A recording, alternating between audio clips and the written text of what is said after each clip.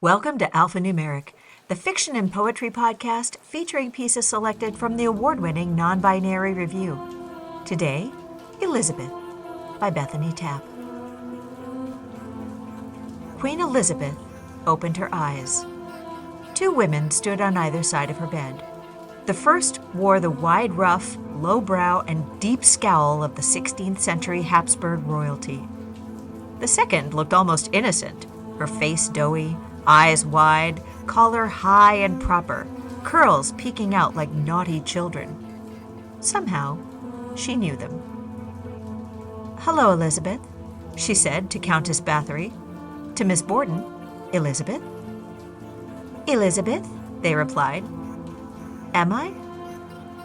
"Of course," said Lizzie Borden. "Unavoidable," said Countess Bathory. "I should know." She made quite the effort at immortality.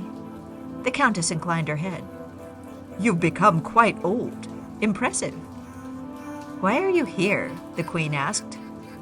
Lizzie's smile was a lizard's, shedding, shifting skins. "When I arrived, my first question was, why am I here?" "I, however, was under no disillusion," the Countess clucked. "I belong here." Lizzie nodded. "Because of all the torture and murder." "You did some murder yourself, mind." "I was acquitted." "They don't remember that. They remember Lizzie Borden took an axe, gave her mother—" "Step-mother. I hate that song." "Better than a nickname." "Bloody Countess." Lizzie giggled like unoiled hinges. Around them, millions of insect wings throbbed, their small bodies crashing into lights with an electric sizzle of demise. The Queen inhaled the caustic stench of rusted metal, boarded-up rooms, musty cupboards full of rotting food. This is not my home. A distant scream raked against her ancestral memory, releasing images of cat-o'-nine-tails slick on pulpy backs. Smugness tugged at her lips. She resisted. "Why am I here?"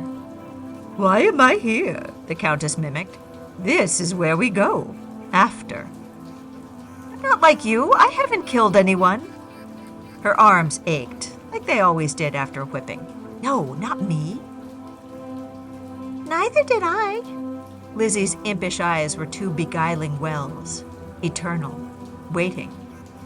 "Nor I." The Countess's smile belonged to a stalking tiger. Her eyes, set deep in her skull, were unblinking. Her claw-like hands dug into the Queen's flesh.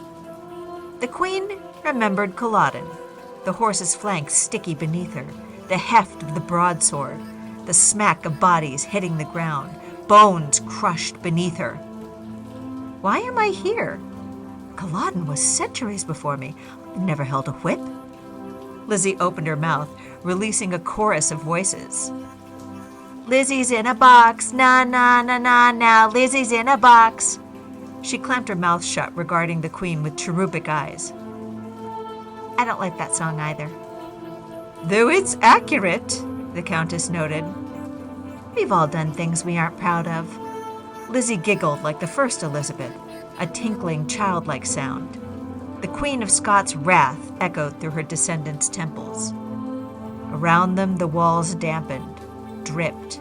The tartan carpet wriggled, awakening with worms and centipedes.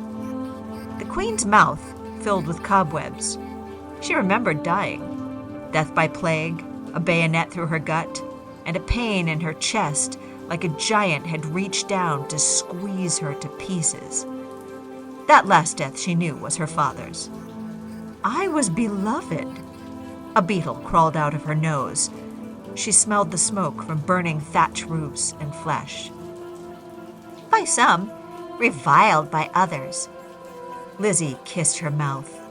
She tasted like soot. Guilt by heredity. The Countess's face sagged and disintegrated. "This is where the wicked go." Lizzie's eyes sank into her skull. Inside the Queen, the ancestors clamored, their memories like a rushing river sprinting west to the sea. The sun never sets on the British Empire. There is no true West, only a tightening rope. The river ran dry, leaving only her, Elizabeth, alone. This has been Elizabeth by Bethany Tapp, read for you by Lee Quintana. Our music was Voices in the Rain by Alfred Grubstra, provided by Pixabay.com. Alphanumeric is a production of Zoetic Press and is mixed and mastered by our fabulous production team, Joya Taft-Dick and Madison Ellingsworth. You can get any of our issues in a 3-format bundle that can be read on any device by going to zoeticpress.com. If you're still looking for something great to read, you can get Heathen Tide Orphans, our yearly hard copy only anthology, only on Amazon. If you love us as much as we love you, please support us by giving us a rating and leaving us a swell review on whatever podcast app you favor. We'd appreciate it more than royalty appreciate privilege. You should also subscribe so you don't miss a single episode. NonBinary Review, because humans are hardwired to tell stories.